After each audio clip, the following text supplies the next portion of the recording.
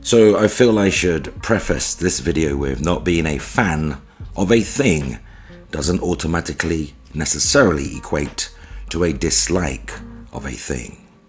In this case, particularly concerning Xbox Game Pass or PlayStation Plus, or let's just say game subscription services in general, not being a fan simply denotes that you may perhaps not be as passionate about the thing or the thing as somebody else is. Unfortunately, in this age of extreme wokeism and overzealous liberalism, the lines have somewhat become blurred. Now, I've been pondering on the future of gaming, game consumption, delivery, the inevitable death of physical media, and just how sustainable is it to give hundreds of games away monthly, including day one releases that can cost upwards of hundreds of millions of US dollars a pop to create, dump them into a service, instead of packaging them up, selling them at retail digitally to consumers for approximately 60 to 70 US dollars or the GBP euros equivalent. Now, there's no denying a service like Xbox Game Pass, which offers Xbox Game Studio IP and third-party releases as day and date. In terms of specific third-party, but all of the Xbox Game Studio games are day and date releases, along with some, as I say, third-party offerings. It's exceptional value for money that cannot be argued against, even more so than Sony's own recently revamped, reintroduced PlayStation Plus 3-tier service, which, although does not include PlayStation Studio day and date releases, it does arguably and subjectively have a more appealing selection of titles than Game Pass. Now, the likes of God of War, The Last of Us games, Part 2, Spider-Man, Horizon Zero Dawn, Returnal, Death Stranding, the Uncharted series, and more compare well, if not better, to Xbox's day one releases of Flight Simulator, Forza Horizon 5, and Halo Infinite. The latter two I bought physically and enjoyed the hell out of. Now, three of Microsoft's biggest games arriving on the Game Pass service in recent memory. But how long can Microsoft afford to prop up its growing but slow to sustain itself Game Pass service? If you're an existing Foxy Games UK subscriber, welcome back. If you're new to the channel, subscribe and like the video, even if you don't 100% agree with everything I say, because you're civilized and polite human beings. I jest, but anyway, you can help extend the reach of this channel and the work I do here, and that would be immensely appreciated, so thank you.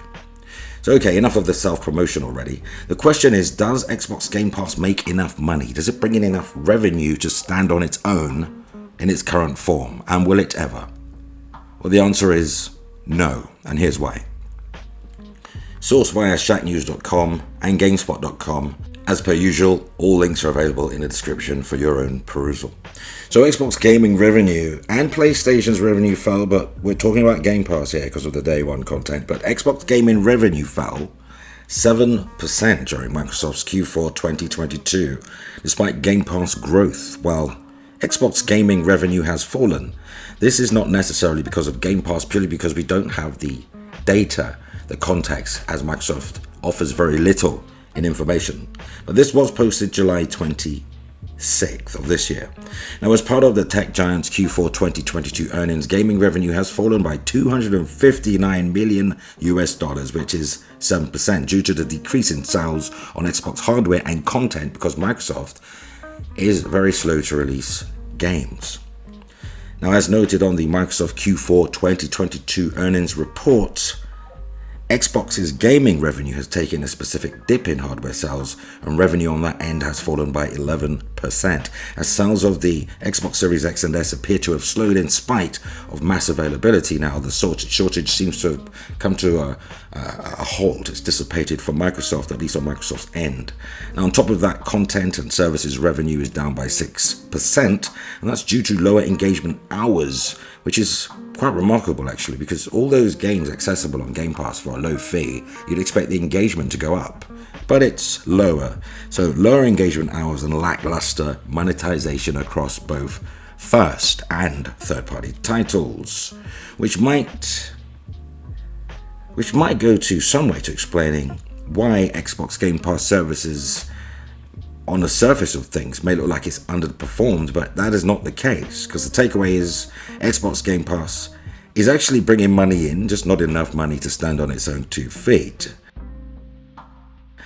But that does not appear, as I say, to be the case, because in the Q2 2022 earnings report, it really does make a point to note that Game Pass has grown and has helped to offset the gaming division's losses, meaning although it doesn't make enough money to become sustainable or profit, it does make money to lower, it's like damage limitation on other financial areas of the gaming division.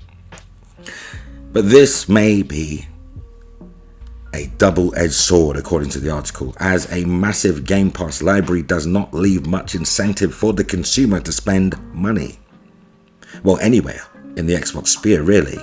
Anecdotally speaking, it's easier to bounce around from Game Pass title to Game Pass title than to stick to one title and drop money on its cosmetics or DLC. Now, Microsoft shares dropped by $6.93. That's 2.68% at the close of the market on Tuesday, back on that date in July 26. Now, the company has made up those losses and made a slight gain in after-hours trading, according to Yahoo Finance. Now, whether Microsoft will make any response to these losses or stay the course remains to be seen. After all, it does have enough money to weather the storm. After all, the frantic search for the next-gen hardware appears to have slowed, and after all, it is natural at this point in a console's life cycle, which may prove to be the largest contributor to the gaming division's losses. So we'll keep an eye on this, obviously, on this channel. You can check all the other channels listed for more information. So the takeaway is Game Pass has good growth, but good growth of the service doesn't mean the service generates the money required to literally pay for itself. Engagement is down, meaning in spite of the hundreds of games accessible on Xbox Game Pass at subscribers' disposal, ironically, less people are engaged. Sony PlayStation revenue and engagement numbers are down too, but it still continues its model of making money on full-price software, a loss-leading hardware model, and obviously profit comes from the accessories, which may be why Sony's reluctance to risk its prestigious multi-$100 million PlayStation Studio game releases on a service that may not even break even. For Sony, I suspect PlayStation Plus Premium is more of an additive rather than the whole. So consider Microsoft has already paid out hundreds of millions to developers to put their games on Game Pass. Believe it or not, Game Pass has in excess of 25 million subscribers, and the service costs just $10 a month or $15 for the upper tier Game Pass Ultimate. And the 25 million subscribers is impressive, and it's growing. No doubt Game Pass generates a ton of money, and yet after 5 years the service is still unable to sustain itself without Microsoft's deep pockets propping it up.